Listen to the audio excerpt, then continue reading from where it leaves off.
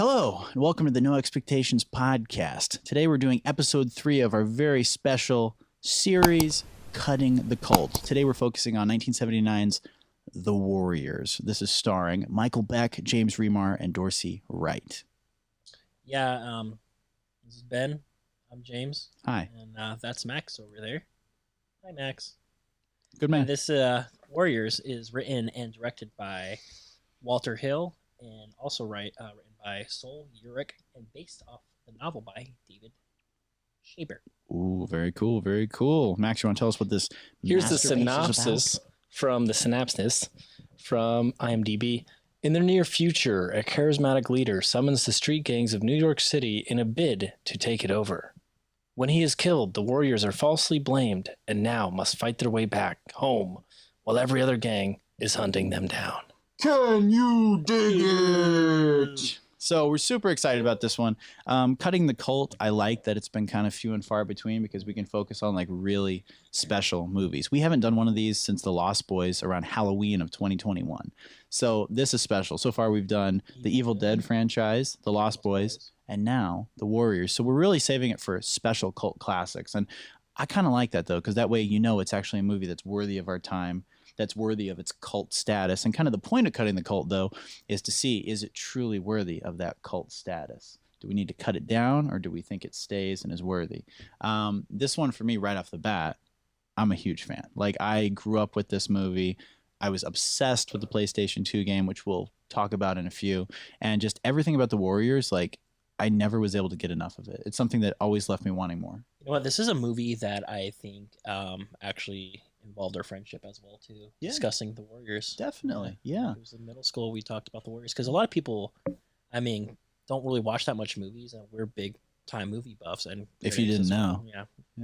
And Warriors is one of them, and I absolutely love this film. It's we bonded over Warriors. Great action, great violence, great video game, like you said, to the Rockstar game. I love that video game. Super Underrated, but if you know, you know. Yeah.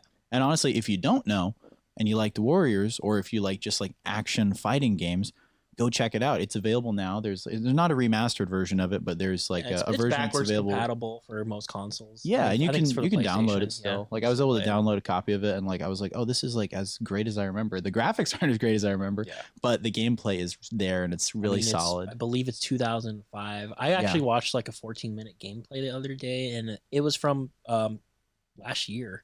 On YouTube, is a video. People love it. People still love it. One of the comments was actually really nice. Someone was talking about how their uncle worked on the game, and he passed away 3 years after the game was made. That's a bummer. But he just loves the fact that people are still creating content, appreciating like a game that his uncle that he loved dearly that created this video game, which is really cool. Was he killed by the baseball Furies? It's the same, man. Sorry, but yeah, a lot of gang members out there. Too soon. But yeah, this movie, there's something special about it, and it resonated with so many people, and I think it caught that interesting era of film that was kind of like this is one I think Max will appreciate. I feel like there was a new wave of music, but there was also a new wave of cinema, and I think this is one of those movies that was kind of like what Blondie was to new wave music. The Warriors was to like new wave cinema. There was kind of this transition of like serious movies like The Godfather and Apocalypse Now to things kind of transitioning to more fun and kind of like zany comic book style action movies like Mad Max and things of that nature. And then later on movies like The Lost Boys. There was like there was a shift happening, and this is one of those movies that was like once it hit the 80s. Yeah, exactly. This is what 1979. 79. Yeah. Well, Barry Dvorak did the soundtrack. And it's basically a guitar and a Moog synthesizer. I thought it was, kind of bare bones. It's pre-80s, so a lot of the electronic music was still pretty primitive. Yeah. And I have to say, I'm honestly not that much of a fan. I'm definitely in the minority here. That blows my mind, dude. That blows of all the movies. This is one I thought you would have just adored. Do you also not like Mad Max? Oh, I like Mad Max. Okay, all right, interesting. No, between the two, I like. Well, the acting is way better in Mad Max. That's great. See, that's interesting to me because I like The Warriors better than Mad Max. Yeah, I have to. Nothing against Mad Max. Mad Max is super cool. I love Mad Max. I love Mel Gibson. Yeah, they're great. Yeah, they're awesome. But I think I've never seen all three of them though. Really? Never On seen. the Thunderdome. No. That's actually one of my favorites. It's, I've seen the first one and then bits of Thunderdome. I think Wasn't there another one? Well, I mean, the newest one with Tom Hardy. It was all right. It was cool visually. It was like a visual experience, but like I don't know, there wasn't that much to it. Is this really what it was like in the 60s? What are you talking about? Or when was this movie based? It was like a fictional world of, but I think it was supposed to still be like the 70s. Like the 70s? Because they had like disc jockeys and stuff, and the cops all looked old. Yeah. So it's supposed to be 79, but it was like an alternate timeline. No way gang warfare was like this. Yeah, they were saying like we're like basically the dystopia where like the gangs kind of rule and like over the cops. Like that synopsis, like reading that, I was like, oh, I didn't really picture that movie. There like ain't that. more than 20,000 cops in the whole city. And they're like, oh, dude, so good. So good. There's something about this movie that's just raw. There was like certain movies that were like a little more independent. Like I'm sure it had a good budget, but it felt a little bit more kind of on the fence of like a low budget movie that just barely pulled it off. Kind of like how the first Terminator felt. Yeah, to me it felt like a B movie. And I love that. When it's done right and you can tell it's genuine, I love it. When they really take their time with the stunts and work with what they have. There was a cool thing I saw. I was watching a little like behind the scenes on it, and the director of photography, he was having issues. He and the guys doing the lighting were having issues with the park scene where they're running from the Baseball Furies. Did you see this? Yep. Yeah, and basically, I'm sure it's in there. I noticed it. He added lights into the trees because they had to run for like a mile. So like he added all these lights up in the trees and you can actually see them in the film, but he was like, there's no other way to do it. Otherwise we're going to have darkness on film. And I thought that was really cool. And I just love like when low budget movies like take a chance. Yeah, they had and to do a that lot kind of stuff. little magic. And I love that. Which is so cool. Especially back then, like it's like so much you had to do. I mean, now people can shoot movies on iPhones and like, I love it. I love that we have the ability to get stuff out to you, and especially people who wouldn't normally have a chance to make videos can connect with an audience. I love that. I'm not shitting on that. I love the content that's out there now, but I have a whole lot more respect for the difficulty of the process of doing it on film back in the day and making something good. No kidding. It was really a struggle, and like they crushed it. They knocked it out of the park. Question for you: when you watch this, did you just watch it like on Hulu? Because I know that's what I watched it on. And just like Hulu. being in like remastered in HD, it looked great. It looks really good. Really good. I had it on DVD for the longest time, as you know. I'm sure that traveled in my backpack to you at least once when we were kids. But the last time I watched it, I think was probably streaming. I want to say on like HBO or something like that. And it looked beautiful. It looked really good.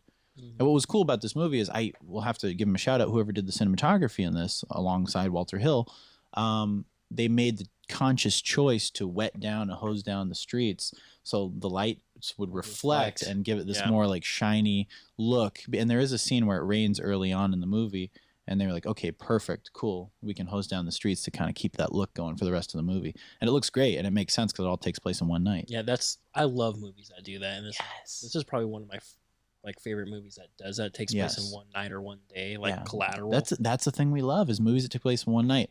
Die Hard, Collateral, this. You can even say Falling Down's one day. Falling Down's one day. Ferris Bueller, one day.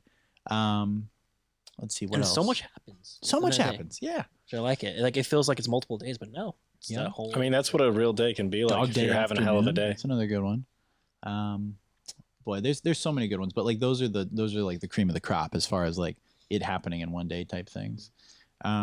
Yeah, this one is just great, man. This is one that's always resonated with me, and it made me love Walter Hill. Walter Hill, the very first movie I ever saw from Walter Hill was Hard Times with Charles Bronson, which is like what a freaking directorial debut. If you guys like The Warriors and if you like Walter Hill, check it out. It's a different movie, obviously, but it's a Great Depression era bare knuckles fighter starring Charles Bronson and James Coburn, and that movie fucking rocks. I think that's another one that I borrowed from you. Yeah. I remember. Fun fact, the first DVD I ever owned. Yeah. Yeah. But yeah, that movie's super underrated, and I find it weird that, you know, in the age of information and like with all the access to everything we have online, no one talks about that movie. No one talks about Hard Times. So if you guys have not seen it, do yourself a favor and check it out, because it's a freaking masterpiece. It's definitely one of his best. It's, you know, almost as good as The Warriors. It's a really good movie. Good old Walter. Good old Walter Hill. But yeah, so as far as Walter Hill goes, we're actually in the middle of a Walter Hill series. We're not going to go as crazy as we did with Jim Carrey, because that was like three plus months of, which is great because we love Jim Carrey. You know, we're a big fan. But Walter Hill, I think we're going to limit it to 3 films of his, and then maybe this one's the first one, of course. This is the first one, of course, and then the next one we will reveal to you at the end of the episode. But also, I'd like to do a little bit just on his career as well, and I think he might be worthy of doing an episode dedicated to him, or at least a mini episode, where we could kind of dive in and look at his whole filmography, because he also did like the 48 Hours movies with Eddie Murphy and Nick Nolte. Yeah, super racist movies. Were there racist movies? You go back to it now. I haven't watched them in a long time, but they were a good time. Nick Nolte in that film. Oh, wow. Yeah, I haven't watched it since I was a kid, but I remember them being a lot of fun. I think I watched Beverly Hills Cop a little bit more. Yeah. I mean, you got to think about like, I don't even know. You know, like back then, like with the words even in The Warrior, what they used to. Like what words, James? I'm not going to repeat it. Like but what? It's very homophobic. Running train. I learned what that means. You did? Yeah. Yeah. She'd probably like it. You gonna jump me? Maybe we ought to pull a train on you. You look like you might even like it. Fuck you. But one thing I loved about this movie too was the casting, and what's crazy that we were kind of talking about is how nobody in this movie, aside from the great James Remar, yeah, and Walter Hill, obviously, but as far as the actors, nobody went on to do much else. And I'm sure there were some people who had other roles, but no one became necessarily like really a big star. Yeah, we would not think, not like the Outsiders. The Outsiders, it's like, look at that, it's ridiculous. You had fucking Tom Cruise, you had Matt Dillon, you had Patrick Swayze, you had Rob Lowe, you had Ralph Macchio, you had probably some other guys I'm forgetting about, but like pretty much everyone in that movie, became very, very, very ridiculously successful. Really, really, really ridiculously. And I know it can't always be like that, but even going back and looking at like a movie that just came out like a couple of years before this, Apocalypse Now, you had Martin Sheen, you had Lawrence Fishburne, you had Robert Duvall, and it's like, it's crazy that a movie with this many people in it wouldn't have anyone breaking out of the pack aside from James Remar, you know, being a big movie star. And like you were saying, yeah, I was saying Michael Beck, who plays Swan, you would think he would become big. Like I thought his performance was great in this film, yeah. Warriors. His literal IMDb picture is, I believe, like Swan, or like literally a young picture of him like, from that era. Like there's nothing else after that. He seems like a guy that would have gone on to be like a PE teacher. Like you're like, what? Like he's like kind of like the kid in Charlie and the Chocolate Factory. He like, that was his one role. Like, or Willy Wonka in the Chocolate Factory. Like that was his one role. You can scroll in the cast of IMDb, and most of the people that's in it, like the guy who plays Cleon, it's a picture of Warriors. Rembrandt, Dorsey Wright, Brian Tyler, Marcelino. One guy who did have I would say the guys who had the best career out of this, James Remar, we can admit, was like the most famous. Like he's like went on to do quite a few things. David Patrick Kelly as Luther. He was also in Commando, and like you were saying, Longest Yard. I think he's been a successful character actor. I'm sure he's had a pretty lucrative career, probably being on different shows. Like go ahead and let's click his, for instance, David Patrick Kelly. Let's look at his career. Like, what else has he been in? Let's see what he's known for. He was in The Crow. He was in Twin Peaks. Last Man Standing with Bruce Willis. Go ahead and read off some more. Yeah, Last Man Standing, Twin Peaks. He was in John Wick Chapter 2. There you go. That's pretty good. Yeah. The Blacklist. Oh yeah, he's had a varied career. Very the first John Wick as well. I guess. Law and Order. I knew it. Yeah, very character actor, like you said. Yeah, Longest Yard right there, Third Watch. He's had a good run, and guaranteed, looking at this list of things he's been in, K-Pax, movies like that, guaranteed this guy didn't have to have a day job. Like he's a working actor. Yeah, he's a working. And like respect, like mad respect for that, you know. James Remar, obviously we know he's been in a ton of stuff. The only other person in there who probably had a fairly successful career would be Terry Michos. Go ahead and click him. I know for a fact he was in The Thing also. But let's. Oh wait. No, wait. He wasn't in The Thing. Shit. No, there was another guy. Hang on. There was a guy who was in The Warriors and The Thing. I think his name was Robert Pattinson. Let's see.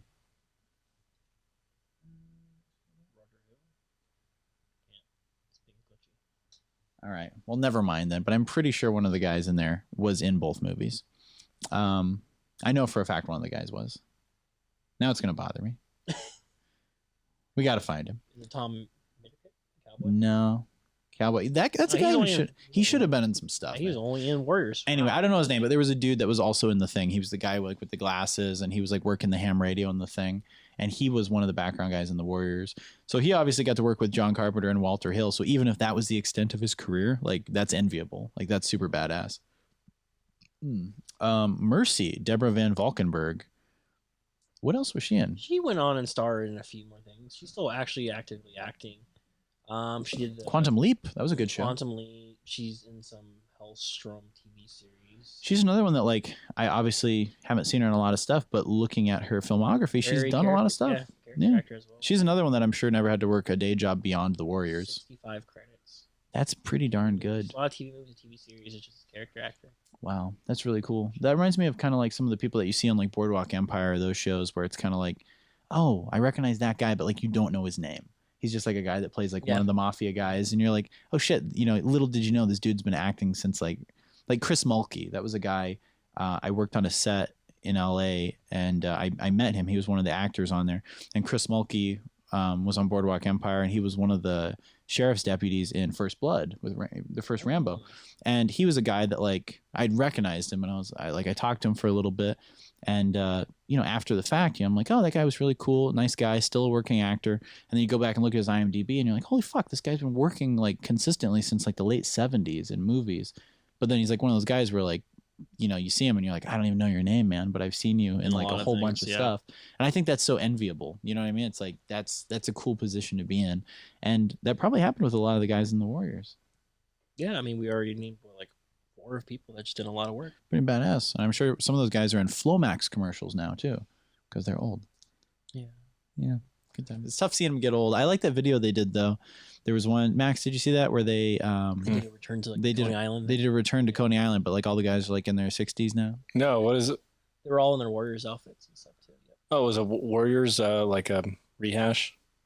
It was kind of like a revisited type thing. Yeah. I think they were just talking to fans as well and stuff. I remember watching that a few years ago. I think it was like 2017. Something like that, yeah. I want to hear some of more of your thoughts on this. Like, what are some of your favorite parts of the Warriors? The baseball Furies, I love them. Hell yeah! I mean, they're just scary looking, you know. I think most people can agree that's the best gang. Yeah. Are they scary? I think they look scary. I mean, when I was watching it, when I was a kid, they kind of scared me. They were a little as scary, most of the gang members there. I mean, them like imagine seeing them at the park, randomly that night like that. Yeah, and just that's terrifying. Man. They're it's scary. it's kind of like clowns. You know? Yeah, like clowns a little bit. I love the bathroom scene. Yeah, the bathroom scene's good. When they just beat the shit out of everyone. They were like, if you think about it, like the Warriors, out of all the games, they made them like very tough. Like they are tough. They can handle their own. They're a heavy outfit. Yeah, the baseball. You got them right there. Yep. Yeah, those guys are sick. That's a Funko I would own. I almost picked one up, but he's a little. That's a cool one. Is that the only one they did of the Warriors? Yeah, kind of an interesting choice. I think they did a couple of them. Like I think like Ajax maybe too. But I was like, I want the actual Warriors Funkos because you know I'm a collector of Funkos. He's a big Funko collector, and that's all they had was the baseball Furies. I was like, if I'm gonna get one, I want them all. Did you know they're building a Funko shop here? Yeah, warehouse, or the warehouse. Yeah, it's not open yet though, right? No, it's not. Look, they that got would be a fun vlog. They've got all these here. You got all the Warriors Funkos. Eventually pick them up. I see Cochise. Cochise was kind of underutilized. You didn't see Cochise that much. There were so many guys in there that like were just like little bit players, and you're like, man, I want to see more of it. And that's one of the badass things about the video game. You did get to see so much from it. Yeah. Yes, and like I said before, and I think a lot of people agree with me on this. The backstory of seeing the origin of the game, of the gangs in the game. Like there's like a scene in the Warriors Hideout where you can play an old arcade game, and when you play it, it gets very meta, and you get to like play the origin of the gangs. Yeah. And like that as a freaking like HBO series prequel would be like the coolest shit ever. Like if they would. That's what I was thinking about. Like this would be a great HBO. Like I wouldn't say like a long running series, but a mini series. Like maybe like 2 seasons. I would love it. I would love it. Absolutely love it. It would be so good. Like expand on it a little bit more, you know? Like I know this all takes in one night, but I would love to see, like you said, like the origins and maybe how they became the Warriors. Maybe the last season would be this the Warriors. That would be cool. Or ends into the movie. Yeah, it would be cool if it ended going to the it would be cool if it ended and then you see like the whole gathering and then like that's the end of the series. I would love that. That'd be sick. But then it shows like the whole like year leading up to that or some shit like that. Like It could be so cool. Well, I'm watching some of the gameplay footage right now. Did you ever play this game, Max? No, but it just looks like San Andreas kind of reskinned, right? It was a fucking blast. They use the same engine. It's the same developers, yeah. Rockstar. Oh, Rockstar. Same developers, but a little different vibe. You have a little more freedom to roam. Like in like San Andreas and Vice City, like don't get me wrong, like I love those games. They're some of the best video games ever in my opinion. But this one you have a little more ability to roam, like hopping fences, breaking windows, going into buildings and stealing shit. They did a really good job for the time. Like for the era, this is like a top-notch game. Yeah. And the storytelling's really good. And obviously it's like easy to criticize games like this now because it's like 17 years later, but like for the time this was like really, really, really good. Like I said, I think it's 2005. It doesn't even look for like 2005. Like Rockstar's always been good. Yeah, always. And I think this is a well-made. Like I went back and played like Manhunter the other day, and it's around the same time. It's kind of a difficult game actually. It Going is. back to it and playing it, like it's not easy, but it's I don't know fun. what it is, how we were able to beat these games back then, but going We back have more now, patience, I think, because now More we're playing time. like what was that? I had more time. Yeah. Oh yeah, we didn't have to go to day job. We had school though. We had school, but not in the summer. But this was a game that was definitely more difficult. And like I downloaded it like recently, like within the last year, and was playing it on my PlayStation 4. And I was like, dude, this is like kind of hard. And thinking of like me like being like 10 playing it, I'm like, that's pretty impressive. Like I know I beat this game. Yeah. Like I'm like, that's pretty cool. Now we have a generation of fuckers with just like supreme hand-eye coordination. It's unreal. Yeah, they got quite the coordination, definitely. But I think a lot of them too cheat and they look up how to complete the games. We couldn't do that. We had cheat codes. You know, you could do the R1, R2, L1, R2, left down, right up, and get the weapons and grab. Oh, I had a Game Shark. Yeah, but it wasn't the same as like going in and like watching YouTube videos on like how to solve puzzles and like Tomb Raider now, which I'm definitely guilty of. Some of those puzzles are hard as fuck. Uncharted is the same. Uncharted, I never looked up any cheats on Uncharted 4, but for all the other ones, 1, 2, and 3, I did look up some cheats because some of those puzzles were hard as shit. The water temple. Yeah, super difficult. Zelda. And then Tomb Raider, that one with the whole like spinning thing, and there's like the bird sculpture on top. You know what I'm talking about? Yeah. That one, I was like, dude, I cannot figure this out. I had to look up how to do that. But yeah, Warriors, super freaking good. I bet there are some fan films out there of the Warriors. I bet there is, man. We haven't looked into that. I'm sure there's a lot of shitty ones, but there might be a couple good ones out there too. But one thing I'd like to do, I know we had mentioned this before off camera, but I'd like to throw it out to you guys who are watching today. I was thinking it'd be cool to do a couple special or like an episode or two where we focus on fan films. We focus on like the Uncharted one they did with Nathan Fillion. Did we mention this? We never mentioned I don't it. think we ever mentioned this. Yeah, this would be actually a really cool idea. For Yeah. us to do. And we could give shout outs to the filmmakers and maybe they might like watching our stuff. If we're like, hey, shout you out. Yeah, I think we mentioned it to Max too. Punisher, Dirty Laundry. Yes. That's such a great fan. Yes. Thomas Jane. Yeah, he came back for that's our Punisher. I love That's our Punisher. He's one of the best Punishers. I think he's the best. Yeah. Yeah. I still like who's now. Bernthal's all right. Yeah, he's all right, fine. but I mean, He's fine, but he doesn't fit for me as the character. And I know a lot of people disagree with me, and that's fine. Go fuck yourself. But I feel like he does a good job, but for me, it's like I would have loved to see Thomas Jane continue. Bernthal's cool. Like, he's actually a very good actor. Like, I respect him. Nothing against Bernthal. But I just think having Thomas Jane still capable as an actor and as he's not even super old, like, bring him back. Like, I would have fucked, because the Punisher is a character that can age. Like, you can have the Punisher, like, in his 40s and 50s kicking ass, but it's like Batman. So he is like Batman. But yeah, I would have loved to have seen Thomas Jane do another Punisher. And speaking of freaking badass games of that era, the Punisher game for PS2, I've said it on the Unfazed podcast. I will say it here. One of the best video games ever. Dude, ever. The kills that you can do in that game is so good. So good, man. So good. Honestly, like, a lot of games back then was very violent. I mean, we got violent really games now, but I think the kills and everything that was like there, like it was more creative. Like they were you have a way lot of fun more with creative. it. And like the combat too, which was cool too. Like, let me just throw a guy in like some like I don't know. Piranhas? Is that what you're thinking? Piranhas one too, or just with like freaking lasers. Like, yes, the laser. There was a laser. With the freaking lasers on their heads. You could literally, like, literally, there's a scene where you go into Stark Industries and, like, you put a dude down on a table and there's a big, like, laser and he's, like, shimmying out of the way and you're trying to interrogate him and then you cut him in half. It's so fucking good. I love that. Well, apparently there were a lot of fans of this movie in Hollywood because they're making a fan remake. Oh, interesting. It's not really a fan remake. It's more of like a blockbuster. Is this like an ideal casting? No, they're actually remaking the movie. They're remaking the Warriors? So they're making a 2022 Warriors. But at the same time, Highly controversial. Here's my thing, though. Really? We've gotten to the point where Hollywood is, we've said this a gazillion times, Hollywood is completely out of ideas. They play it so fucking safe. They just go for what already exists and they say, can we make money off this? Can we milk a dead franchise and bring it back to life? And that's all they do. So original writing as a screenwriter now, it's almost like you don't have a chance. It's like they're just going to hire you on. I mean, there's a slim chance, but it's very slim. Like they want someone who's just going to rewrite, a fucking movie from 30 years ago. You know what I mean? Happened once we hit the 2010s.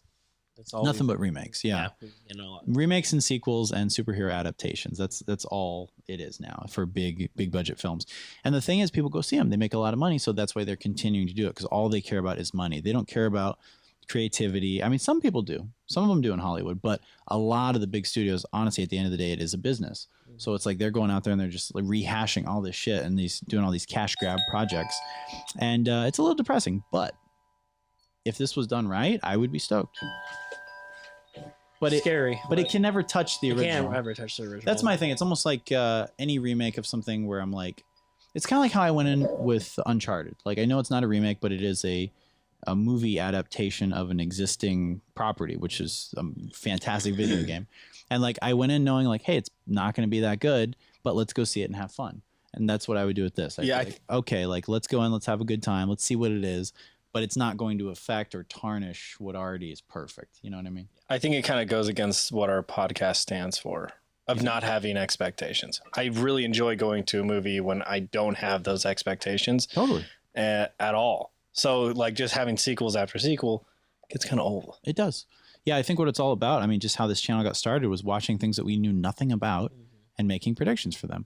And that's what I love. And I think that's what you guys should do more. I was talking to actually one of my friends at work, and he was saying the same thing. He was watching The Imitation Game, Robbie. He was talking about The Imitation Game, and he didn't know anything about it. And he said, oh, it's such a great way to go in to watch a movie. It's that's like a really good movie. not knowing anything about it. And I know very, very few things about it. But he was saying exactly what we've been saying this whole time is like the less you know, the better, because you can go in with kind of like a clean slate and then enjoy it just for what it is. It sucks because like I do enjoy watching trailers, but I'm getting to the point where I don't want to watch them. Well, trailers these days, they just give away everything. Show so much. They give away everything. That was very dramatic. I love it. I love everything. It's true. Everything. No, it pisses me off. Fucking everything. No, it really like It's annoying. I'm just in la. Exactly. I don't want to hear it. I want like a little bit of a glimpse. I don't want to know all the plot points. Teasers. Just show me that. Like show me 30 seconds. That's all I need. It's like a girl in a thin shirt with no bra. You know what I'm saying? If you know, you know. I know what I know you're saying because in this movie, The Warriors. Oh, there's some nips. There's some nips and some cold weather. What was her name? Mercy. Mercy. Oh, have mercy. Lord have mercy. In here. Who was the hottie in the movie for you guys? I was saying the mom from Big that's that arrests Ajax, but I guess she's too masculine. Sorry, guys. Very masculine. But yeah, there was something about her. I don't know. She's a little rough around the edges. But I liked. Well, I told you this too. I think the little was it the candy shop girl? I think she was a cutie. She was cute. She was a cutie. And I think I like that. Yeah, Max, who did you think was for me? It was definitely Mercy. Mercy, yeah. Especially that one. This is a 3D rendering of her for the video game. Now the question is, does the 3D rendering have 3D rendered nipples? Can we go back and see? I think it does. Definitely does. Let's zoom in a little bit. Let's zoom in a little. I can't zoom in anymore. There you go. Yeah. 3D rendered nips. I will say, I think as a young man watching this at the age of like 12, I think we all got a look at those nips and improved. Yeah. Good stuff. Quality nips. Good stuff. I think she's probably better than the cop in some ways, and kind of she really is. You know, no offense to the actress, but like her portrayal of the character, she has that kind of street 70s slutty look. Yeah. Like she looks slutty, and that was the point. That's what they were going for. That was the point. They even said she's a slut. Right? She's very slutty, and it works. It works for the character. And yeah, this movie was great, man. It was so good. But yeah, okay, maybe I changed my choice on it. So this is the cop that you're talking about? There's something about her, you know. You just want to smack. I mean, her I didn't down. even think It's about the handcuffs. I didn't even consider the girls, like the gang girls. The Lizzies were not attractive. Yeah, I didn't even think about them. They were not attractive at all. No. Kind of just zoned out on that scene. Yeah, that scene was that was one of the worst parts of the movie. But I mean, I wouldn't say it's like bad or anything, but like it was one of the less. I like the idea of what they were going. Look at that. That's cave woman right there. She is cave woman. Very cave. She's a little Cro-Magnon. Yeah. Well, But, it's also the 70s, so yeah, it's not a horrible. Not the cutest Lizzie was probably the front one in the blue and purple. I like the little green hoodie one. Not too shabby. Actually, yeah, the one on the right with the tan, kind of cute. Her? No, down. Oh, I don't know. No, it's the one down, the second one, basically. The front one, That one, and the yeah. tan. Yeah, they're both all right. They're all right. But it was a different time. It was a different time with different standards. And that's okay. But yeah, as far like I feel like this movie's more about the action and the running and the suspense and the sheer masculinity. yeah. Yeah, it was great. Yeah. Walter Hill, man. I feel like, you know, this is a movie I would have loved a trilogy of. I would have loved like one in 79, one in like 84, and one in like 89. Something like each film. Like Yeah. better. It's like an exploitation movie of stylized male violence. I could see that in many ways, but I would have liked more of this. This is one kind of like Escape from New York. I feel like John Carpenter waited too long to make Escape from LA, and Escape from LA, it's fun, but it's nowhere near as good as Escape from New York. It's kind of crappy in comparison to Escape from New York, because Escape from New York is like a fucking masterpiece, and then Escape from LA, it's worth a watch. What was It's first? fun. Escape from New York was first. No, I know that. It was Damn Big Trouble in China. it. Big Trouble in Little China was like 86 or 87, and then LA? Escape from New York was 81. And then Escape from LA was like 1996. It was like way later. That's John Carpenter too, right? Oh, yeah. Big Trouble. Yeah, so Yeah. I guess he could have done it and just focus on doing that film instead. Yeah, but it's kind of one of those where it's like too little too late, and maybe it's a good thing we didn't get a Warriors in that time frame, because like what if we got one in like 92 that was just like dreadful? You know what I mean? That's true. But at the same time, it's like I think it's worth revisiting. And if, like I said, if they did a cool prequel series, like one of my predictions, we did a video a few years ago, actually in 2020, for Unfazed, where we were doing predictions for the next decade, and I said, I bet there's going to be a rekindled interest in 1920s movies, and I said I bet they're going to remake Metropolis, and I said, but it'd be cool if they did as a series, like an HBO series. Sure enough, they're going to make Metropolis as a series, but it's going to be on Apple. They're listening to our podcast. They are. Apple is. Thanks, guys. Yeah, Apple is growing, but if it's done right, that'll be really cool. It's the same guy who did Mr. Robot. I never watched it, but I heard really great things. Mr. Robot. I hear good things from people, but I'm picky. I just forget what's his name, that actor. Rami Malek. I'm glad that you Hollywood bigwigs are watching our show, but at least leave a fucking comment. That's what I'd like, guys. At the very least, comment, guys. Yeah, James, I will let you take over on this episode on what we would like to say to the audience. Guys, we love doing this. It's fun for us, and we would just really like, I know 3 of you are watching as well. We've said this before. Please just especially just share our content. We do this for free, but we like to grow. We want other people to see our shit, and we want to hear feedback and like what kind of movies we want you guys to watch. By shit, we mean our show. Our shit. Yeah. Our show. Yes. But like I'm saying, like just share it. Share the channel, We love you. And I hope you guys love us too, but it doesn't seem like it sometimes. But I'm just joking, but not really. If you didn't like the Warriors, share the show. If you like the Warriors, share it twice. We have lots of fun doing this.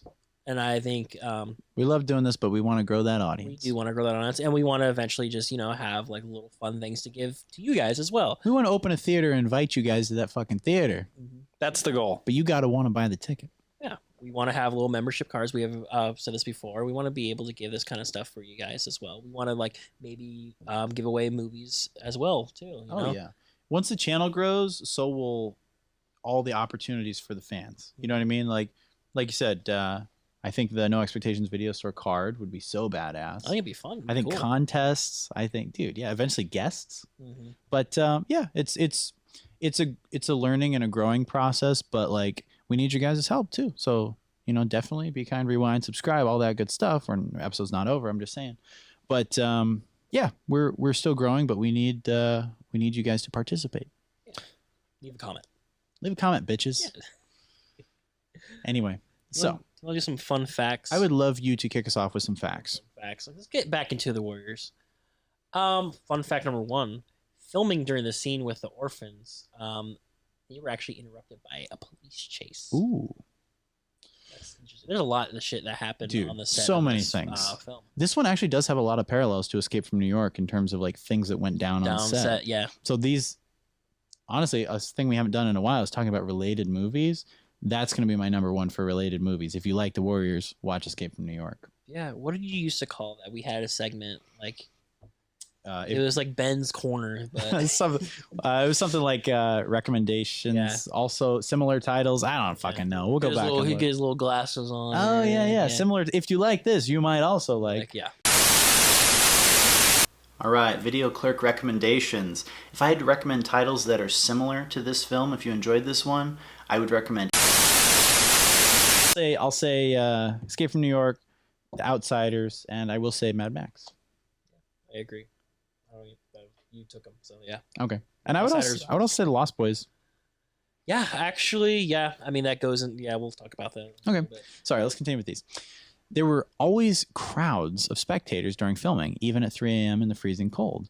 When the fictitious Turnbull ACs visited a hamburger joint during filming, people fled in fear of being attacked because the dudes were so scary. I mean, yeah, they're a little scary. They weren't as scary as the Baseball Furies. Yeah, no. Yeah. So I watching this movie, I was like, is this real? Is this what it was like in the 70s with the gangs? And it was like that.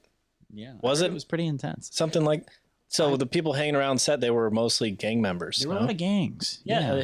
Speaking of, here's the fact: the homicides were the real gang of Coney Island, and they didn't approve of the fictional gangs wearing colors on their turf. So the wardrobe department made sure nobody walked off location wearing the Warriors' colors. So what's kind of interesting about this is I do believe there's an element of truth to that, because obviously they'd want to be safe with their actors, and there were a shit ton of extras. So I'm sure that was a thing. But we actually had the honor and the privilege of meeting James Reamer, who played the character of Ajax in this film. And James and I had a really cool chance to talk to him actually 2 times. Got an autograph from him. And I asked him, I said, hey, I asked him a couple things. I said, do you still keep in touch with Walter Hill? He said, yes. He said, very nice guy. They are still friends. So that's always really cool. Nice to hear, especially all this time later. And then also I asked him, I said, hey, was it true when you guys were making the Warriors, you had to take your colors off because there was, fears of you guys getting killed or mugged? And he said, no, it wasn't that serious. He said, everyone was aware we were making a movie. He said, so it wasn't as big of a deal as they made it sound like, where like nobody was aware that they were pretending to be a gang, you know? So I think there was a little bit of that being kind of amplified and like maybe exaggerated a little bit. I would think that they would the gangs would like that they're being glorified in this movie. Totally. Yeah. And I think a lot of gangs probably did over time. Yeah. But according to an actual warrior who we spoke to, he said it wasn't as big of a deal as they made it out to be. Was the Warriors a real gang at the time? I don't think so. No, it was just the colors that they were wearing. I see. Yeah. I see. I feel like there must have been something to it, though, with all of those extras. Like, think of all those people being actors and all the different varieties of gangs. There were probably handlers and, like, assistant directors and assistant coordinators that were like, hey, like, take that off before you go out. Yeah. Otherwise, you might get killed. So that was probably a thing. But I think with the actual main cast, it wasn't as big of a deal to them, according to James Reamer. But the gang were safe in the cemetery scene in Brooklyn due to a fence that surrounded them. Filming had to be relocated on occasion due to the noise of crowds that came to watch, kind of like we said earlier. Some crowd members were forcibly removed from the set, so this was a big deal when it was being produced. So that's why I believe they were like not in much danger, because there were so much people around there. There were a lot of people, yeah, definitely. They were aware of it's a movie happening, and people want to be in the movie, It was a big deal. And think of all the people who are aware of it, too, because of all the... I honestly think, dude, with how many extras were in here, as all the people in the other gangs, especially during the beginning with Cyrus, like, some of those guys were probably in real gangs. Yeah. Like, there were probably so many gangs around there at the time that they were like, hey, here's a gig, we can make some quick money, or, have the fun experience of being a background extra in a movie. But, like, they were probably real gangbangers, which is cool. Boppers, as they say. Boppers. Hey, you boppers. These boppers be packing. Yeah. Continue, James. Oh, sure. Yeah. Crew members were sent threats on their lives because local gangs had not been cast. Oh. Thousands of dollars worth of equipment were damaged when one gang tore through the set during a lunch break. Yeah, that's going to make them want to hire you. Fucking wackos. Crew lighting caused the light-sensitive street lights to switch on in the scenes below the subway. The crew had to go in and tape over the light sensors of the street lights. That's interesting. This is getting deep. The Baseball Furies were created due to Walter Hill's love of baseball and the rock music group Kiss. Wouldn't you tell me it wasn't just Walter Hill though for the? Yeah, it was the wardrobe designer. Yeah. I have to give her a shout out. I don't know her name off the top of my head, but I was watching a documentary and she was saying that was kind of where it came from. So she was the one who came up with the concept, but I'm sure Walter Hill had very heavy influence on it. So it's based on the band. It's not based on people actually painting their faces as gang members. It was based on the look of Kiss, because Kiss were super hot in the late 70s. I think this is kind of funny. The crew once got urinated upon from a tower block due to the noise they were creating in the night. Seems like something someone in the Warriors universe would do, pissing on people. Well, yeah. The Piss Dick Furies. That wasn't. Yeah. This is a cool fact. You go ahead and read this one. The film trucks were protected by a real gang called the Mongrels for $500 a day. That's pretty badass. Yeah, so there was a lot of gangs. That's good money back in the 70s, too. $500 a day. That's really good. That would be the equivalent of probably like $1,500 a day now, I would say, in 79 money. I wonder how many days this took to film. I would guess this was within a month. I would say 25 to 30 days. It seems like back then they were really good, especially because it was a lower budget movie. They were probably like, okay, we got 3 to 4 weeks to do this. You have so much time to film, too, because it's within the night. Yeah. Let's actually look. Max, would you mind looking that up and seeing how quick it took to produce this? I'm going to guess like 30 days. Like this was like a month-long film to make. But in the meantime, David Patrick Kelly, Luther, improvised the famous line, "Warriors, come out to play. Warriors, come out to play. And based it upon a taunt that an old neighbor used to chant to him as a kid. I like that kind of stuff. I think it's funny that that's something that never got out of my head was that scene, especially with him clanking the bottles. Whoa. It never got out of your head? Never got out of my head. Wow. So you were always like obsessed with that scene? Yeah, it's always that scene. Like I don't know why it's always been there. I think it's kind of When like I think of the Warriors, I think of that scene and Wow. can you dig it? Can you dig it? Yeah, they're good catchphrases. Can you dig it? It is a good one. So filming of The Warriors took place over 60 grueling 60. nights. Wow. That's 2 months for you guys out That's hardcore. Wow. 60 days. Okay, wow. Added respect. That is quite the lengthy production. That is. Wow. Okay. there. They started at 8 p.m. and they'd have lunch at midnight. Damn. By the time the filming had ended, the Warriors cast and crew felt as though they actually shared a kind of gang experience, That's living pretty and wild. working together in the streets of New York. Wow. And they all ran a train on the production assistant. That's pretty standard for Hollywood. Yeah, that's how it goes. You want to read this one? Yeah, I'll read this one. President Ronald Reagan called up Michael Beck to tell him that he enjoyed watching the Warriors when he watched it at Camp David. That is pretty cool. Camp David, that's call from the president. That's pretty badass, especially Ronnie. Yeah. Ronnie back then, like that's pretty badass. I heard Ronald Reagan also really, really thoroughly enjoyed Back to the Future, and that he played it multiple times in the White House in the theater. And he like legitimately was so happy about the fact that they referenced him in the movie. They said that he like rewinded it a bunch of times to watch it. The actor. Yeah, the actor, Ronald Reagan. And who's Secretary of State? Jerry Lewis, or whatever the line is. But so what's interesting about that kind of little offshoot on Ronnie Reagan, in Back to the Future 3, they wanted him to play the mayor actually in the Old West, but it was something going on. I think it was his health was starting to get a little bad because it was 89. Like he was out of office, but there was some conflict where he couldn't do it. I think it was his health. And it sucks that he didn't, because it would have been really cool for him to be. I'm just hearing this now. Yeah. He was going to be the mayor. And like it was like legit, like they were planning it and going to offer it to him. But would have loved it. Missed opportunity. And it's crazy because Ronald Reagan lived to like 2003. So like he totally could have done it. I just know he had like really bad dementia. But alternate universe, man. Alternate universe. In the subway where Mercy is running with Fox's double, she fell and sprained her wrist because the actor didn't let go of her hand. This is why she later appears in a jacket and it's covered up with bandages. See, I never I didn't notice that. Yeah, because the jacket was over it. Yeah. I don't remember how she got the jacket. Yeah, it just She said that appeared. she stole it, and she's. Where'd you get that jacket? I'm covered up my arm, all right? He beats me. I stole it. That's what she says. I stole it. So yeah, something like that. I did not, ain't not, stole it.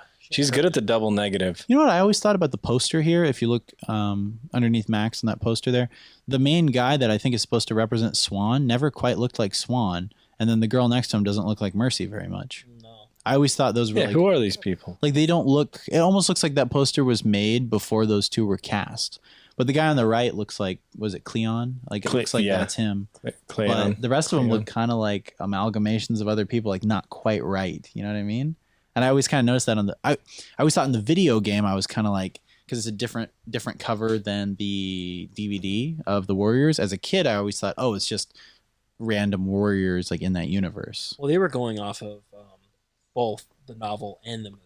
Oh, so maybe that was the cover for the novel. Awesome. Interesting. Anyway, sorry, continue. But that's just a thing I thought about. Speaking of Mercy getting hurt again, in one take, Michael Beck, Swan, swings a bat into Deborah's face in the scene where he throws it at the cop. She was rushed to the hospital at 3 a.m. for stitches and still has a scar. That's pretty badass. I feel like if you're going to get a scar on a project, it's kind of cool to be like, I got this in the Warriors. She literally got hit by a fucking bat in the Warriors. I'm glad she's okay. The original poster featured the words, "These are the armies of the night. They are 100,000 strong. They outnumber the cops 5-1. They could run New York City." This upset and outraged many people, and some tried to have the film banned. Makes sense, because honestly, I always thought about that, even as a kid. I'm like, yeah, it's true. There's more of them than the cops. Like they could run this shit. Oh, great film. Thomas Waits. The Fox left the film midway through filming and was replaced by a body double who was tossed onto the train track. The Fox, he's the one who was in The Thing. Is that who it was? That was the guy. Okay. And he was the one who I think had issues with Walter Hill. That makes sense. This becomes obvious when watching the film, as when he runs in front of the camera, you can see him trying to hide his face. I do seem to remember that.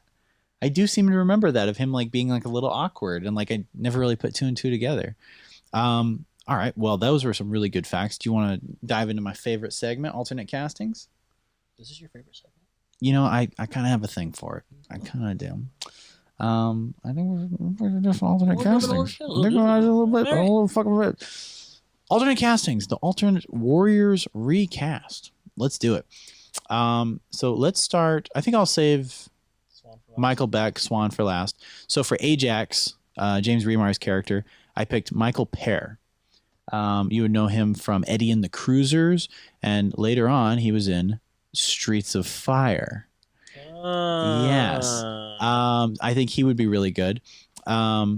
For Deborah Van Valkenberg, Mercy, I picked Rachel Ticotin. She was from Total Recall and Falling Down as Robert Duvall's assistant, or not assistant, partner. Oh. Yeah. Oh, hell yeah. Yeah, she would have been good. Yeah, she would have been, because she would have been a bit younger, obviously. For director and writer, I picked the great John Milius, who is responsible for Red Dawn and Conan the Barbarian. And he also wrote segments of the screenplay for Apocalypse Now. Interesting. Yes. And for Michael Beck, a.k.a. Swan, I picked the amazing, the incredible Kurt Russell. Those are my choices. I like them. Thanks, man. Very good choice. I'd love to hear yours. All righty. All right, let's actually. I'll do lassie. Swan last as well. Okay. Let's start with Deborah Van Valkenberg. Excuse me. Mercy. I did Jamie Gertz. Solid choice. A babe. Lost Boys. Mhm. Time era. Less than zero. Hey. I think she can, pull it off. She's a cutie. She's a cutie, yeah. For Ajax, James Remar, I did Matt Dillon. Matt Dillon, solid. I think that would have been a good choice. I think Little Outsiders. Little Outsiders action, yeah, that's a good one. Rumblefish as well. Yeah, he plays a good badass. I like Matt Dillon. Let's do. So Michael Beck, Swan. I did Patrick Swayze. Solid. So I was going. No, not solid. I don't like that one. You don't like that? You one? like that one at all? No, I was thinking Outsiders still with that one. we'll try again later. I saw Patrick Swayze's tooth at You know what, Zach Max? Bagans' What's museum. your alternate cast? I would love to hear you. I just got interrupted. I think I'm gonna go with the casting that they're doing for the new movies. Oh, solid. Yeah. Solid. I was hoping for maybe like an alternate version, like female cast, maybe like Amy Schumer or Tiffany Haddish, maybe. For a director, Amy Schumer would be good. She'd be awesome. It'd be cool if they casted her as like the main. Yeah, that would be great, you man. can keep the name too. Still Swan. That would be pretty sweet, honestly. It could be female. So the new Warriors has Melania Van Trub. Melania You heard of that Trump? person? Cool. Melania Trump? No, Van Trub. Is that what it's called? New Warriors? That's a horrible name. That's not it. Oh wait, this isn't it. Oh, I was gonna say, jeez. Oh, it's a TV show. I'm sorry, guys. No Don't even worries. listen to my alternate casting. I didn't do it. It's okay. I want to Oh, hear well. your director though. Director Walter Hill. We did our favorite, Joel Schumacher. Solid choice. Yeah, that Why is a did good you one. pick Joel Schumacher? For because he's excellent at doing one day kind of things. Falling Down. I just think it's a great movie. Great movie. I think he has talent for this kind of film. We actually did a No Expectations Video Store episode of Falling Down, and it did not get much love. So go back and watch that episode, guys, because that movie is like one of the best movies ever. If you want. Yeah, if you want, if you don't No, even want to do watch it. the episode, Do it. watch the film. Yeah. Watch the film. It's a really great film. I would actually agree with that. Yeah. Yeah. Watch both. Well, watch the film and then watch our episode. Yeah, because it's a masterpiece, and that's another one. I'm glad over time more people are starting to appreciate it. But in the grand scheme of things, like Falling Down is way underrated, and it's like yeah. Joel Schumacher's best movie. Like that and Lost Boys are like his best movies, and then of course Batman Forever, absolutely. But and then 8mm.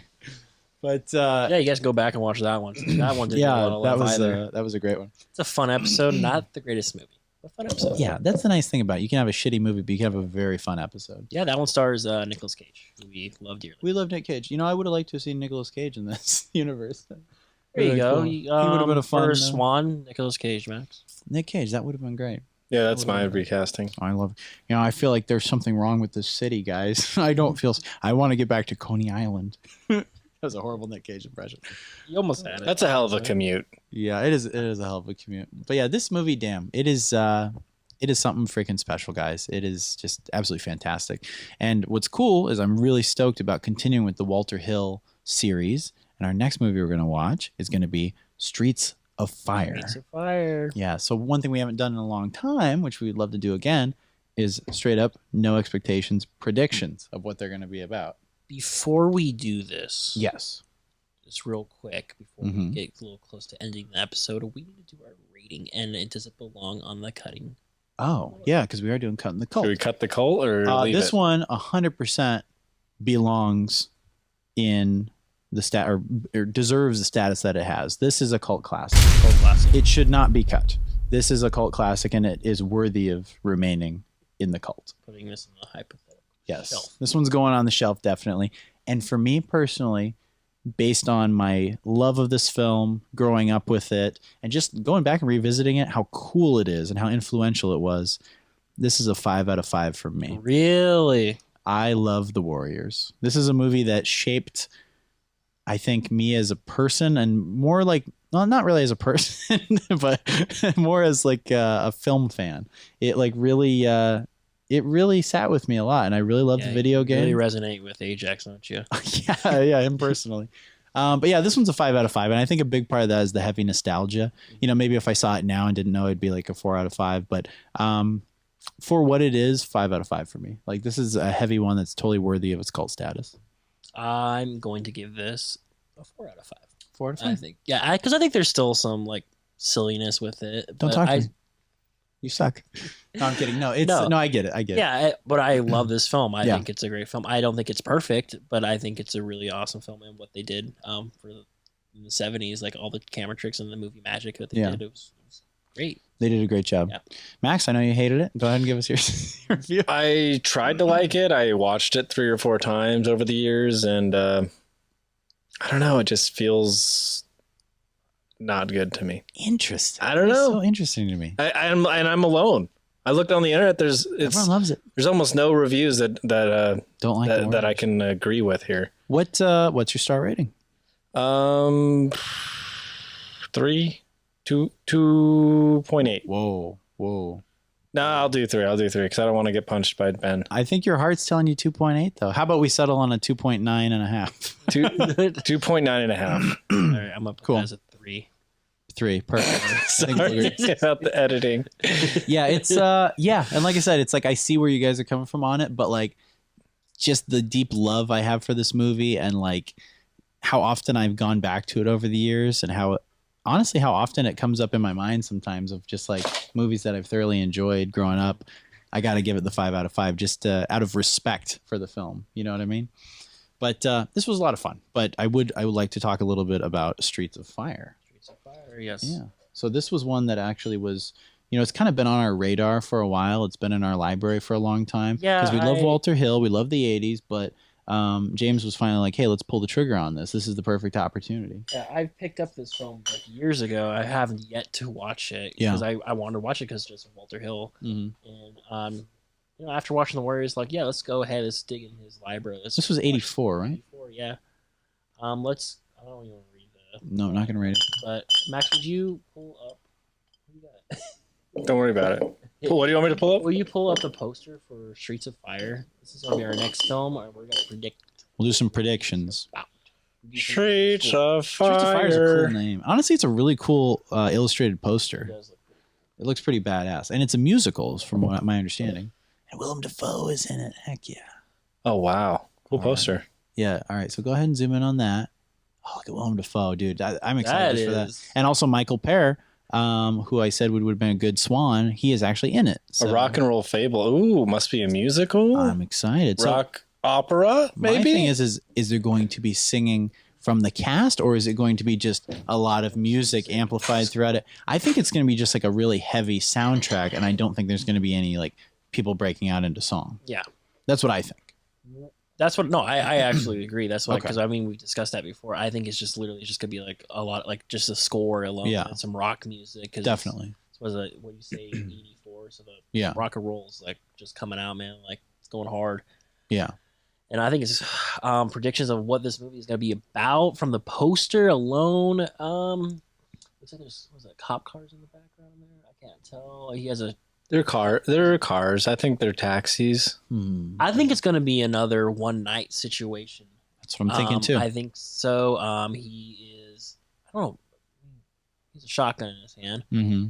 Tonight is what it means to be young. Man, I want to go with like some like Blade Runner shit in here though. I want to think he's like a detective. Solving. I think it's gonna be a little dystopian. Yeah, I think it is too. So that's why I'm like going with like kind of like Blade Runner mixed with Warriors too with it. I think there's people gonna be after him while he's trying to solve something, and he has to protect. That's his. She was a witness of the crime, and he's protecting her. I can't go really. I think I saw Rick Moranis in there for a second. He is in it. Rick Moranis is in. Okay, this I don't film. want to know too much more, but that's freaking amazing. So the fact that Rick Moranis is in it, you might sing. Wow. Little Shop of Horrors. Yeah, I think they're gonna break out into song a few times. That's disappointing, but I'm excited still. I don't know if I want that. I don't want that. I don't. Want that.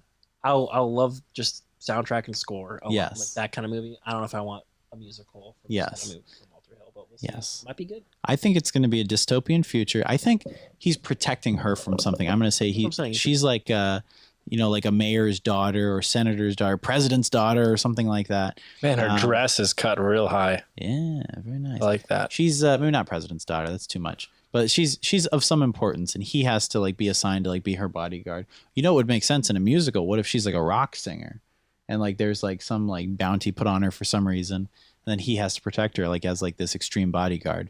I'm gonna say that she's a rock singer, he's the bodyguard, and for some weird reason, maybe due to some lyrics in one of her songs, someone puts a bounty out on her because they don't like her freedom of speech or something like that. And everyone's out to get her, and there's this bounty, and he has to defend her tooth and nail, and all this cool music plays. And I'm going to say it's like a dystopian 1980s. Looking at the cars look like something from like the 50s. But anyway, that's my loose prediction. I think it's gonna be some sort of like film noir theme. Willem Dafoe kind of looks like a vampire greaser, right? He does. He does. What it means to be young. That's what the poster says. Oh wow, Maybe vampires. Are there vampires? that would be sick. Willem Dafoe's looking a lot like a vampire right there. He does look like a vampire. We're kind of cheating because we have screenshots from the movie. It kind but of helps a little bit though. Whatever. Still mysterious. Don't look at it. This one I will bring if I can find it in my record collection. I do have a Streets of Fire vinyl. Never listened to it. Never saw the movie. I just thought it. Oh, bring it cool. So if I can dig it up, no promises, but pretty good chance I'll be able to find it. We'll prop it up on that episode. If you guys are watching, any of you at all, please leave a comment below on what you predict this film will be about. And on the next episode, we will see how accurate our predictions actually are. What's going on over there, Max? Oh boy. Oh boy. Oh, boy. Viewers, come out and comment. That was beautiful. All right, guys. Max. Any closing thoughts? Just, like we say, comment, Rewind, subscribe, Be kind. rewind. and subscribe. Can you dig it? Young Willem Dafoe. I'm excited. I'm excited. Watch Streets of Fire, guys. Thanks for watching. See ya. You see what you get, warriors? You see what you get when you mess with the orphans?